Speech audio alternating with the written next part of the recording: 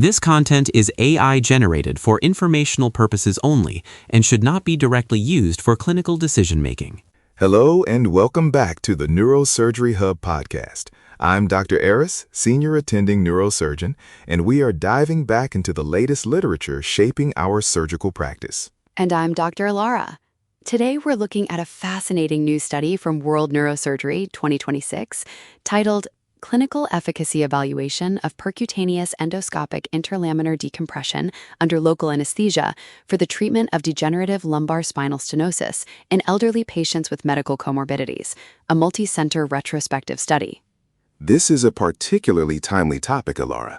As our population ages, we are seeing a significant increase in degenerative lumbar spinal stenosis, or DLSS. But the real challenge isn't just the spinal pathology. It's the patient profile. We're often dealing with elderly patients who carry a heavy burden of medical comorbidities. Exactly. For these patients, the surgical intervention itself is only half the battle. The choice of anesthesia can be just as critical. Traditionally, percutaneous endoscopic interlaminar decompression, or PEID, is recognized as a safe and effective minimally invasive treatment.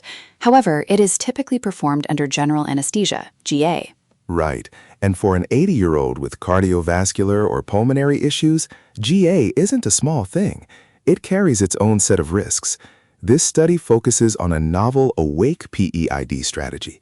They aren't using GA. Instead, they are utilizing conscious sedation with a stepwise local anesthesia, or LA. That stepwise approach is really the core of the technical discussion here. The study was a multi-center retrospective analysis, which gives us a much broader look at how this feasibility holds up across different institutions, rather than just a single-center experience. The primary objective was to evaluate whether this awake PEID is a truly feasible alternative for those elderly patients with multiple comorbidities. Let's break down the awake aspect. In our field, we're seeing a shift towards awake spine surgery to minimize physiological stress.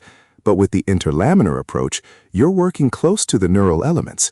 Using conscious sedation with stepwise local anesthesia allows the patient to remain communicative. That's a great point for the residents listening. The stepwise local anesthesia mentioned in the paper implies a controlled, layered infiltration. This isn't just a simple skin block. It's about managing the patient's comfort through the different stages of the endoscopic approach, from the skin incision through the muscle and finally to the ligamentum flavum and the epidural space. And because it's for DLSS, lumbar spinal stenosis, the decompression usually involves significant work around the interlaminar space.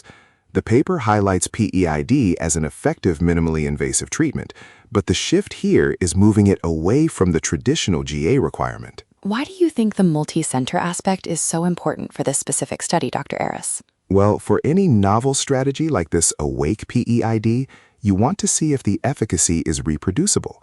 If one surgeon is an expert at local anesthesia, that's an anecdote.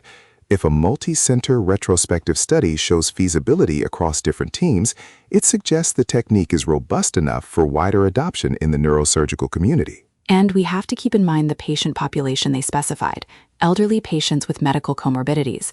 These are the patients who often get turned away or categorized as high risk for traditional surgery. By evaluating the clinical efficacy of PEID under local anesthesia, the study is really looking for a way to bridge that gap, providing effective decompression while mitigating the systemic risks of general anesthesia. It really comes down to the risk-benefit ratio. If the efficacy of the decompression remains high, as PEID is known for, but you can strip away the risks of GA by using this stepwise LA and conscious sedation, you fundamentally change the management algorithm for DLSS in the elderly. Definitely.